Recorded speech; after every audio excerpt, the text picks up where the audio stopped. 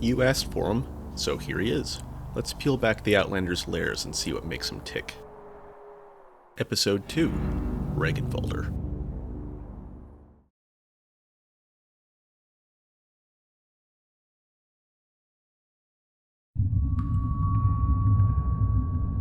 Every individual is born with a soul. One's soul type has a strong influence on the individual's personality and fate in life. However, it is possible to resist the influence or even live contrary to it. Ragnvaldr the Outlander was born with the soul of the tormented. He lives up to his soul by being one of the most tragic characters to enter the dungeon of Fear and Hunger. Hailing from a small village in the frozen northern country of Oldegard, Ragnvaldr was trained to be a warrior from a young age by his father, in keeping with their customs. Ragnvaldr was fortunate enough to have both of his parents growing up, although we do not know their ultimate fate. But I feel it is a safe assumption that they were both deceased before Lagard had his village massacred, considering he only mentioned his wife and son directly. When Ragnvaldr was a young man, Oldegard had suffered through several particularly harsh winters, resulting in great hunger in the kingdom. Out of desperation, many men in Ragnvaldr's village, including Ragnvaldr himself, would set sail to the New World in search of riches to provide for their home. The men of Oldegard were renowned for being not just great warriors, but also peerless sailors. But despite that, the voyage to the New World was fraught with peril. Blown off course and lost for months at sea, most of the crew had succumbed to starvation. Others cast themselves into the sea in a fit of madness and hunger.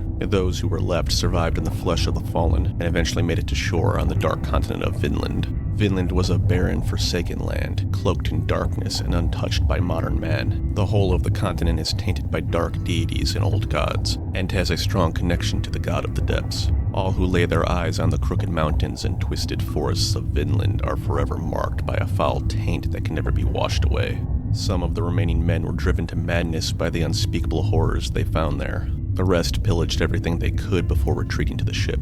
Among the loot was the Cube of the Depths. Ragnvaldr refused to take any macabre artifacts for himself, and he could tell the cube would bring misfortune eventually, but he told himself the choice was out of his hands. Naturally, he would come to regret this years later. Here is where I feel Ragnvaldr develops his most defining trait: survivor's guilt. Why was he allowed to live on when so many others had fallen? Especially when he considers that the only reason he survived was by eating his dead comrades. He carries that guilt with him for the rest of his life, and it informs his decisions from that point on. Upon returning to Oldegard, the few survivors of the voyage trade and sell all the valuables they stole from Vinland to provide for the village during the current stretch of lean years. However, they keep the Cube of the Depths. There is just something intoxicating about it. Even if someone does not know the significance or function of the cube, they covet it. For this reason, the fate of Ragnvaldr's village is sealed. Years pass. Ragnvaldr marries a woman named Hildi, and together they have a son named Bjorn. While Ragnvaldr is away hunting to provide for his family, Lagard and his army march into the village to claim the Cube of the Depths. Ragnvaldr's clan refused, and Lagard in turn had every man, woman, and child slaughtered. There were so many opportunities to avoid the massacre, but each and every time Ragnvaldr's clan chose to keep the cursed relic. They could have left it in Vinland. Ragnvaldr could have disobeyed his Jarl and threw it into the sea. They could have sold it like the rest of the spoils, or they could have surrendered it to Lagard instead of fighting to the very last man to defend it. Ragnvaldr's clan's trespass on Vinland could not go unpunished, and ultimately their desire to keep the cube had assured it. Once again, Ragnvaldr survives while his kinsmen lay dead all around him.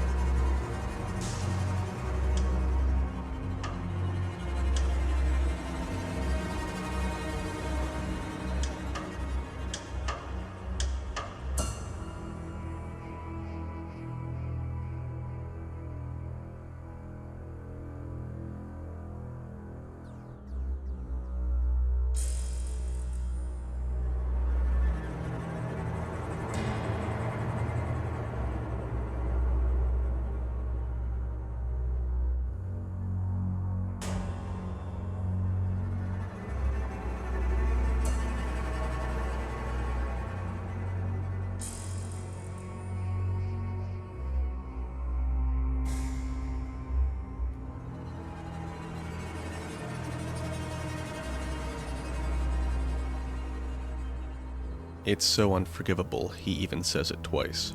The first time he has the pretty man with the locks of a maiden in mind, but the second time he is talking about himself. Had he just been there, he could have protected his family, or had he got rid of the cube years ago, he could have saved everyone. Ragnvaldr's quest for revenge is not just personal. He believes he has a duty to the whole clan to both kill Legarde and reclaim the cube. But his real drive is he wants to redeem himself for letting them all die. It is the only way he can justify surviving when no one else did. From then on, he tirelessly hunts down Legarde, patiently waiting for an opening to strike his hated foe down. It would not be a very long wait. The kingdom of Rondon would decimate Legarde's army and lock him away in the dungeons of fear and hunger. Now Ragnvaldr had the opportunity to get Legarde alone. This would allow him to arrive first at the dungeon gates, and cut a swath through the forces within, paving the way for the other three protagonists to follow.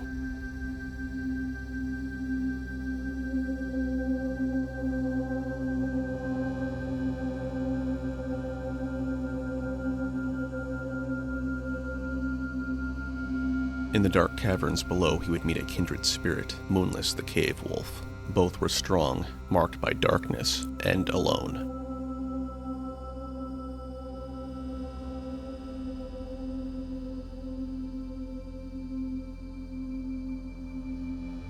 Together, they would reclaim the cube and slay every foul beast that stood in their way.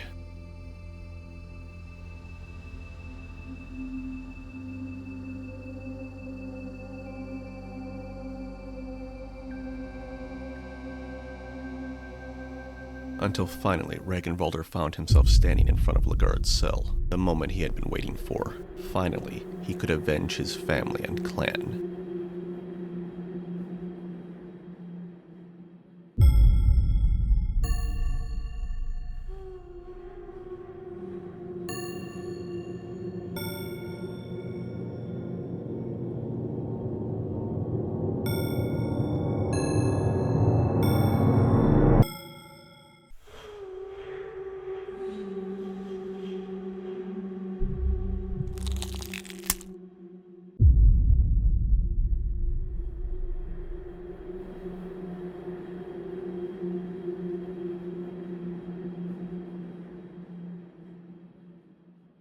As satisfying as that would be, it wasn't meant to be. It's just too easy. The Ragnvaldr that reclaimed his clan's relic and then slowly strangled the life out of the man that took everything from him is simply not the god of ultraviolence. That is a man who could walk away, start over.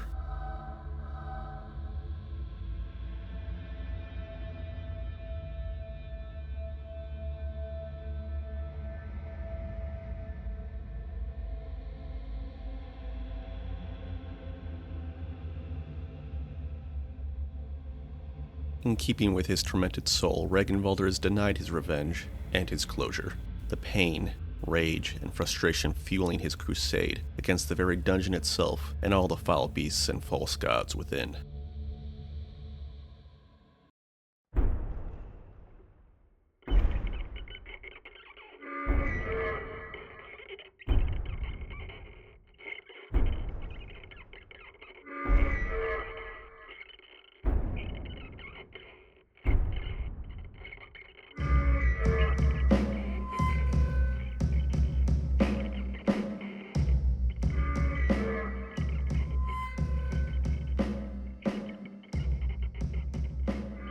But it's not just his own demons that are whispering in his ears either. He has the miasma demanding blood, and the black steel of the east demanding justice. All of these factors feeding his newfound obsession with cleansing the world of the insidious darkness that had personally robbed him of so much. Like most characters in Fear and Hunger, Ragnvaldr is morally complex. He could accurately be called an anti-hero. He has performed many traditionally heroic feats, such as slaying dangerous monsters. However, his motivations for doing so are inherently selfish. He has no qualms about fighting dirty or eliminating anyone or anything that stands in his way. He will fight fire with fire, or rather darkness with darkness whenever it suits him, and would encourage others to do the same.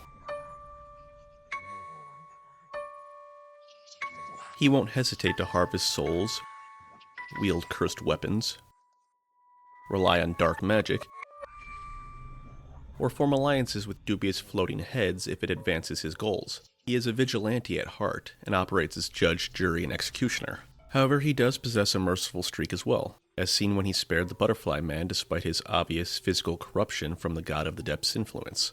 He had befriended Moonless, who had been transformed by the darkness, not to mention forgiving Darcy for her involvement in the Oldegard massacre, even if it was under the condition that they never meet again.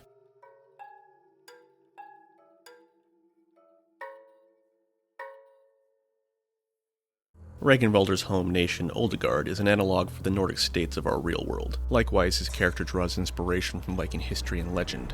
Notable is the similarity between his bloodlust skill and a berserker's rage. He also has a little bit of guts from Kentaro Miura's masterpiece manga Berserk in his DNA. Not so much in design, but rather in motivations.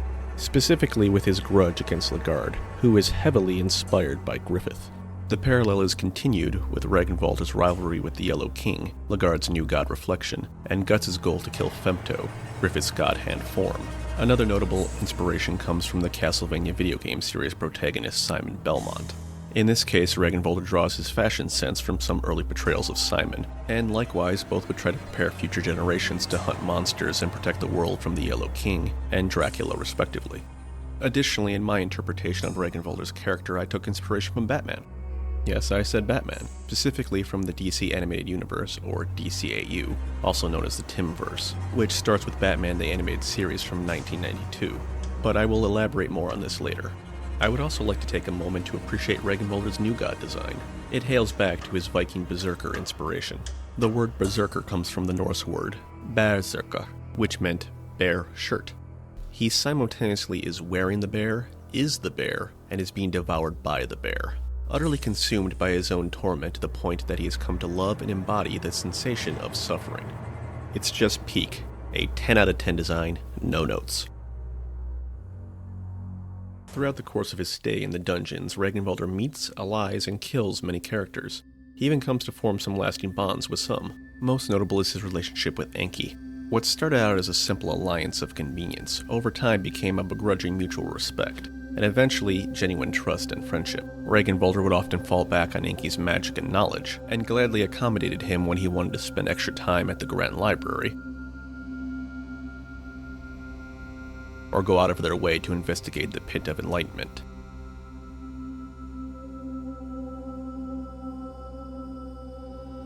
Ultimately, he even entrusted Enki with the Cube of the Depths when they parted ways.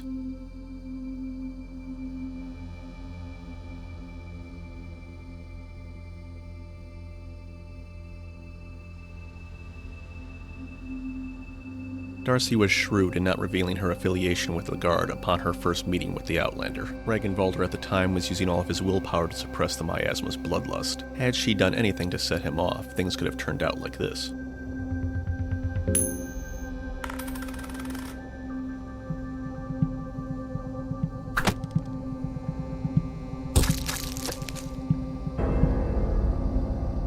Or like this.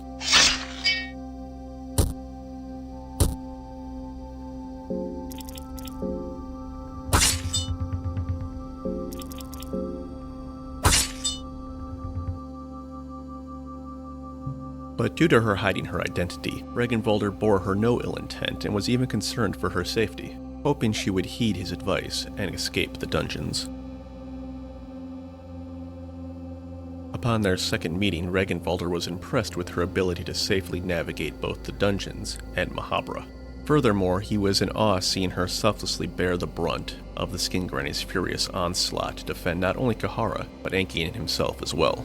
If not for Nilvan revealing her past just after that, he would have considered her a strong and virtuous knight and woman both. He may even have become smitten with her, but it was not meant to be. In the end, they would part ways as uneasy enemies.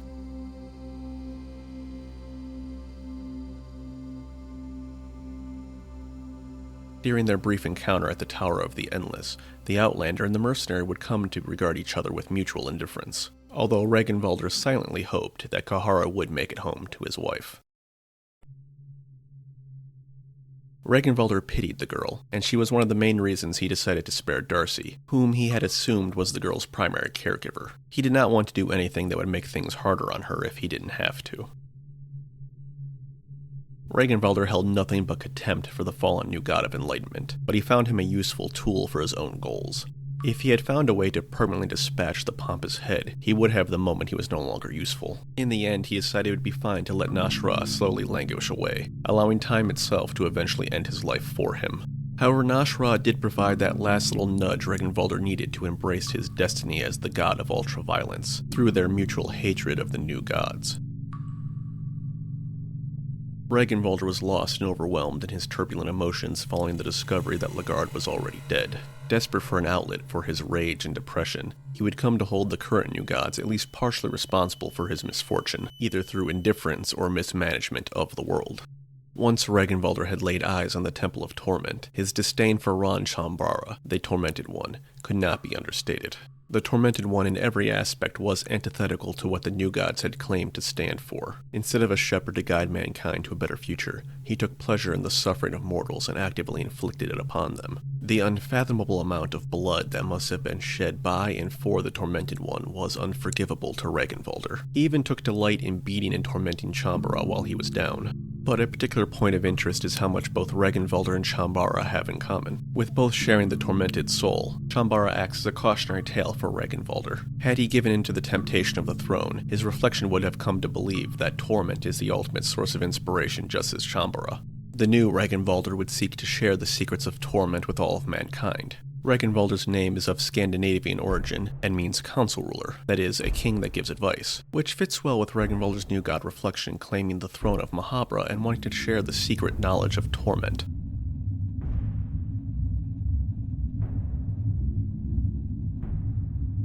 The name Ran is a distant derivative of Ragnvaldr as well, further cementing the parallels. Ragnvaldr had no special connection to Vatiel, the Enlightened One. He was just another name on his hit list to cross out. But Ragnvaldr did, however, see fit to thin out his freakish bloodline by killing every uterus and embryo he had come across. Much like Vatiel, Ragnvaldr did not have a notable connection with Francois, the Dominating One. He was merely the final obstacle in his quest to conquer the dungeon. I saved Nilvan, the Endless One, for last because she has a more important relationship to Ragnvaldr than even Chambara, whom he shares a soul with. It was her guidance that would lead Lagard to kill all of Ragnvaldr's clan to claim the cube. She even went as far as to single out Ragnvaldr by assuming the form of the Skin Granny in an attempt to weaken his resolve. One could argue that by having ended Nilvan's reign and claiming her soul, Ragnvaldr had avenged his clan, but he would disagree. He took pleasure in having slain her, but it was not enough. Not anymore. The scope of his revenge was expanding ever further, the list growing ever longer. He couldn't stop now. There was so much more evil hiding in the darkness. I bet you thought I forgot about Moonless. I know I said Ragnvaldr's friendship with Enki was the most significant, but let's be real. There is no greater bond than a man and his beast of darkness, whom just so happens to be the best doggo in all of Fear Hunger's bleak world. Ragnvaldr and Moonless emerged from the dungeons of fear and hunger, having slain every ugly beast and false god that dwelled within, a feat so grand as to be inconceivable. One could look at this monumental achievement and feel that he had conquered the dungeon, but it is the other way around. Ragnvaldr never left the dungeon. Not really. His body certainly left, but mentally speaking, he never did. He had become ensnared by obsession. His life was consumed with the endless war on the darkness of the world. Had he truly escaped the dungeon, he could have lived the quiet life he had longed for, but instead he would forever live in a prison of his own making. We all know the basic story of Batman. After his parents' murder, he dedicates his life to waging an endless war on crime. But so singular was Batman's need to avenge his parents, he began pushing away everyone that cared about him in order to fight the good fight. They just didn't have the heart for the mission like him. Year after year rolled by, and he was still fighting all alone. He was able to fight well past his prime by relying on advanced technology, but eventually that would not be enough anymore. In a life or death situation, he was forced to compromise his principles in order to survive. That was the wake-up call he needed to finally retire. By that time, his whole life had passed him by. Batman had saved countless lives and done so much good for the world, but at great personal cost. His life from start to finish was truly tragic. Ragnvaldr's survivor's guilt and need for revenge had become warped into an obsession so absolute during his time in the dungeons that he lost himself. He had become the god of ultraviolence, a vengeful god who lived only for the mission. He wouldn't rest. he would never stop. He would never live for himself. He would even train up the next generation to follow in his footsteps. But he was getting older, slower. It was only a matter of time. He fought well beyond his prime by relying on cursed swords and dark souls that he had harvested, but eventually it would not be enough. Several decades had passed by the time the Yellow King had come to prominence, and that old rage rekindled and burned hotter than ever before deep inside the god of ultraviolence's heart. He would hunt down the Yellow King for the rest of his life, but the false god was always one step ahead. Until one day the god of ultraviolence finally fell. Not even the best of us can compete with time and death. Ragnvaldr had done immeasurable good for the world, but at great personal cost. It was up to the next generation now.